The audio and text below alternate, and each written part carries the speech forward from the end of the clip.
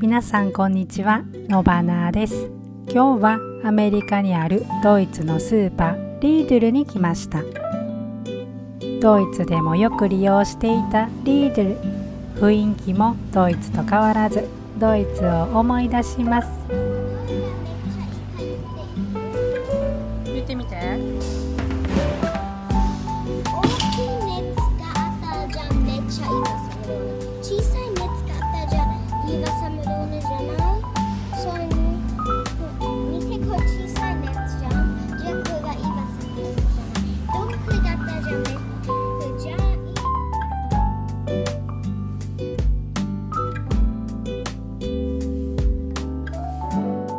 パンコーナーもドイツと同じです。売っているものはちょっと違いますが、バゲットやドイツで朝食によく食べられているパンもあります。もちろんプレッツェルも。私たちはライ麦パンを探します。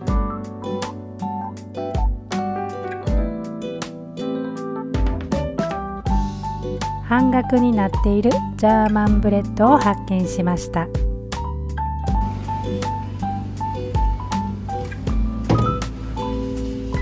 蓋を閉めて、一番下にしようか。いや、でかすぎるわそれ。せ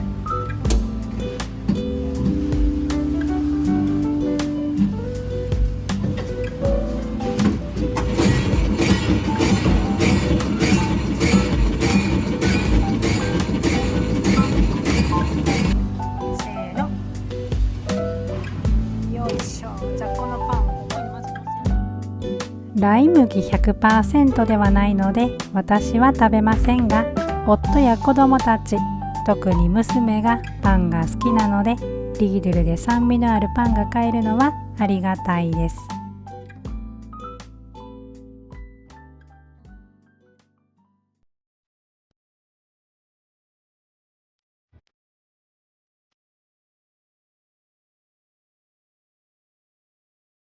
アメリカに来て2ヶ月が経ち、いろんなスーパーに行ってみましたが、リードルが一番買い物しやすいなぁと感じます。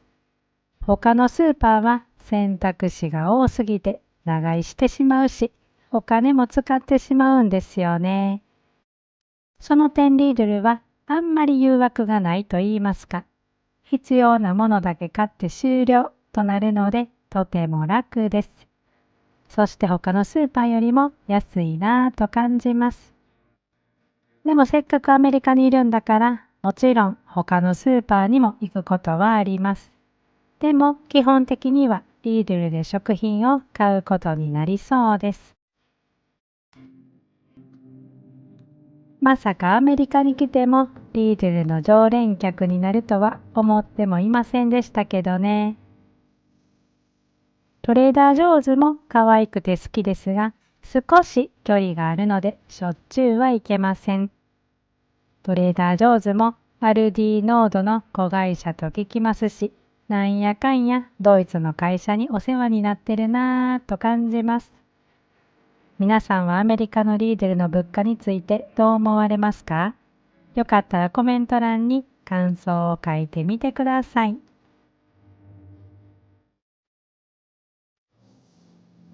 1ヶ月ほど前からグルテンの多い小麦粉、砂糖、植物性油を抜いた生活をしています。皆さんご存知かもしれませんが、私はチョコレートが大好きなんですよね。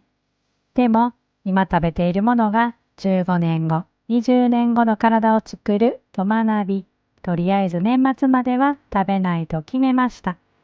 外食や旅行中はゼロにはできないと思いますが、私の体がどんな反応をするのかテストしてみようと思います。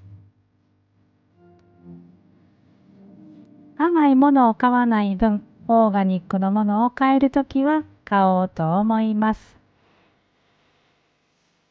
私の動画を初期から見てくださっている方はご存知かと思いますが、妊娠糖尿病をきっかけに糖質制限、その後はオートファジーなどいろんなことを試してきました。でも戦後から変わってしまった食生活や戦後から増え続けている慢性疾患やがんのことを学んでいくうちに、日本人は結局昔から食べてきた和食が体に一番いいんじゃないかなと思うようになりました。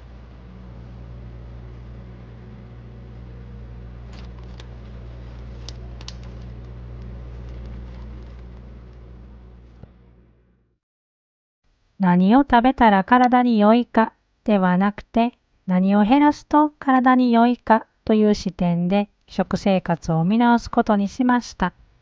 そうすると見えてくるのが、グルテンを多く含むパン、パーム油などの大量の油、乳製品、お菓子類など戦後に増えたものたち。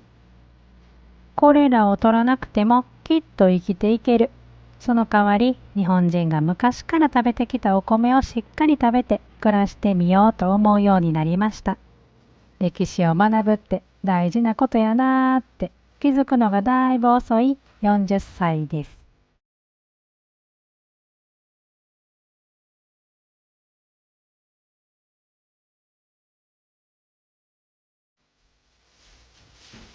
買ってきました。お見せしましょう。めっちゃ氷入れてくれてるやん。19払ったのかな。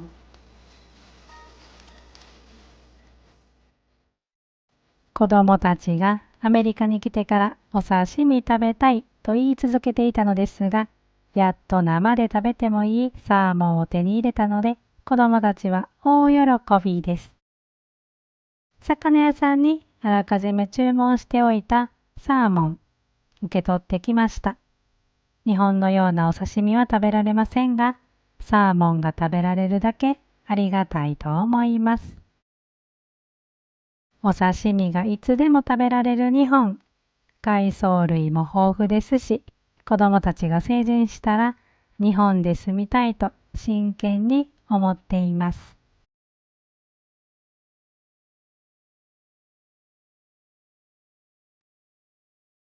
今はまだ子供たちが小さいのですぐに行動に移すことはしませんが、子供たちがある程度大きくなったら夫婦で日本に移って生活するのもいいよねと私たちはよく話をしています。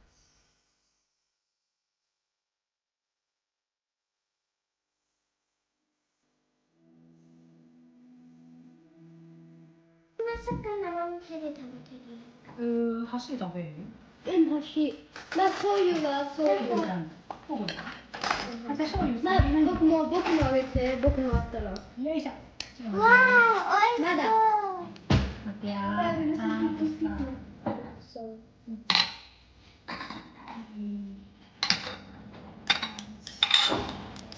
ただきます。お父さんどうぞ。いただきます。お母さんどうぞ。やったー。から取れる左の上かも。世界一美味しいかもしれない。それはもうめっちゃ魚が喜ぶ。あっという間に完食しました。子供たちの食いつき方がすごかったです。最近和食ばっかり食べているからか、緑茶がより美味しく感じます。東京のオフ会で視聴者さんからいただいたお茶、ありがたくいただきます。ちなみにこのマグカップはケルンのクリスマスマーケットで買ったものです。3年間はドイツのクリスマスマーケットに行けないと思うので、このマグカップをアメリカに持ってきてよかったなぁと思います。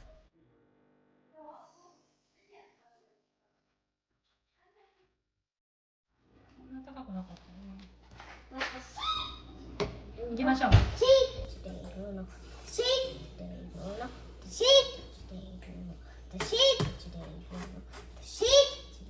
さあどうかな。よ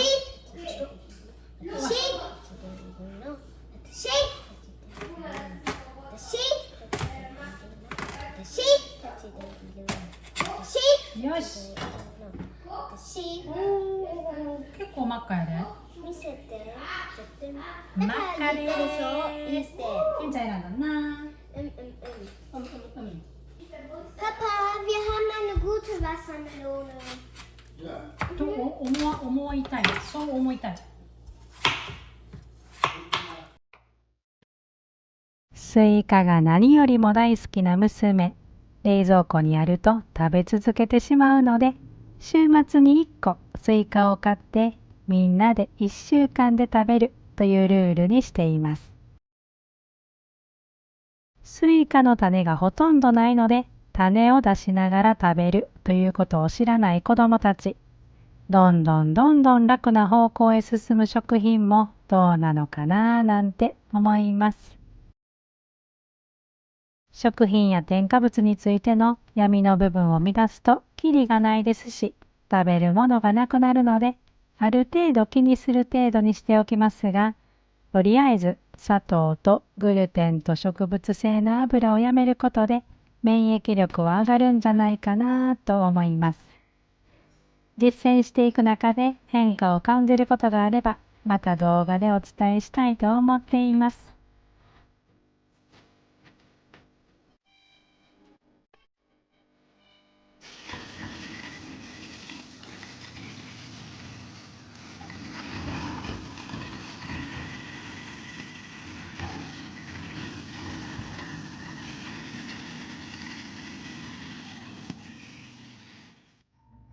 月曜日の朝です。子供たちが学校に行っている間にお米を炊く準備をします。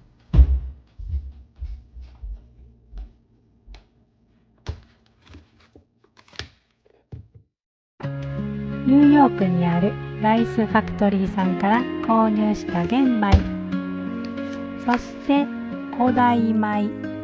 皆さん古代米ってご存知ですか？私は全然知らなかったのですが、白米だけ食べるよりも古代米を混ぜて炊くと体にいいということなので買ってみました。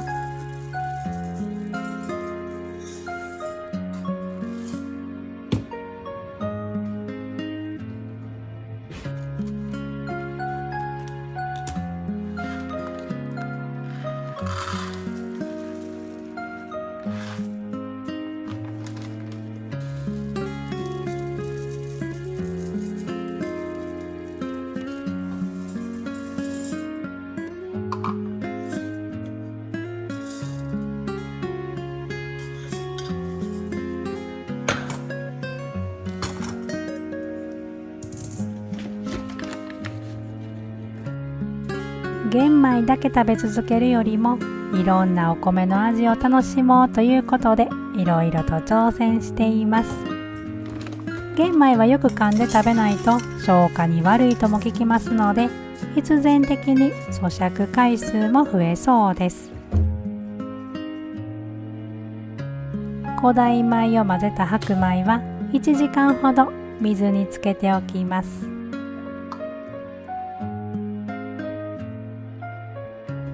玄米は12時間ほど水につけておくのが良いみたいですね。なので本当は夜に準備するのがいいのですが、すっかり忘れていました。そんなこともあります。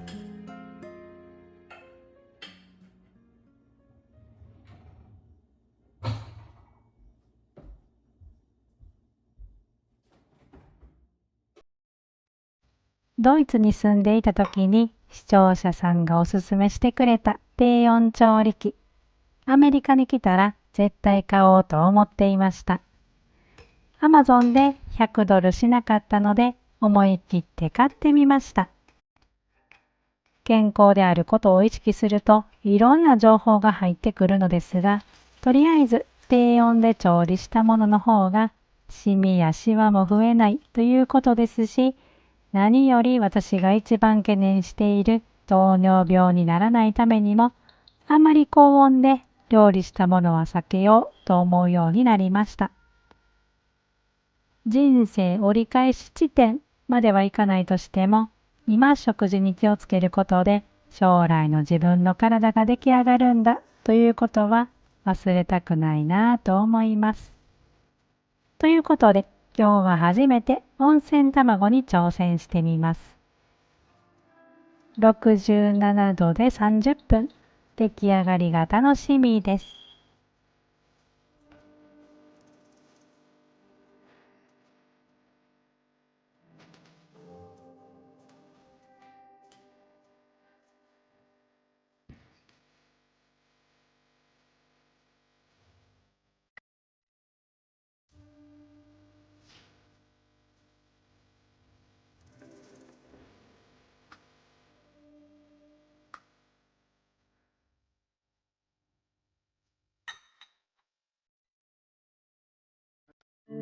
温泉卵は美味しくいただいたので、次は低温調理器でサーモンを調理していきます。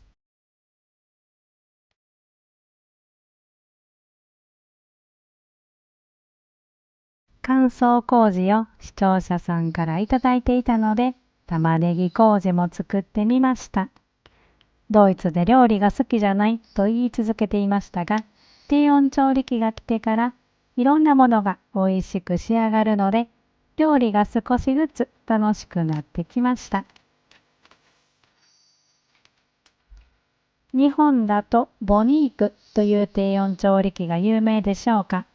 低温調理器を持っている方がいれば、よかったらおすすめの料理を教えてください。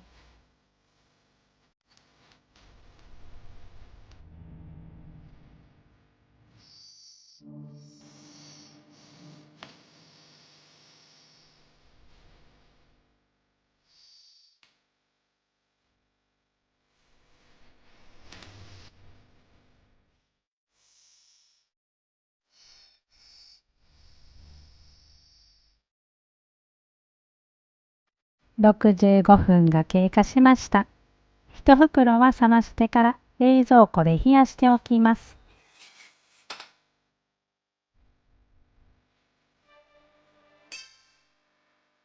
氷水で冷やしてから冷蔵庫に入れます。低温調理器で調理したサーモンは本当にしっとり仕上がります。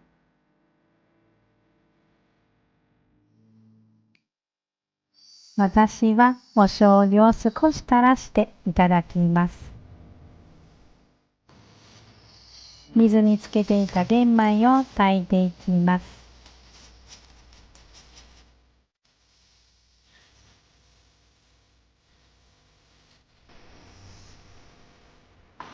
いけました。そこ。札どこ行った札。学校で。学校で出ましたね。そうだよ。88の手間がかかると書いてお米。日本から送られてきたお米をここアメリカで食べることができることに感謝です。そして今日も最後まで見てくださってありがとうございました。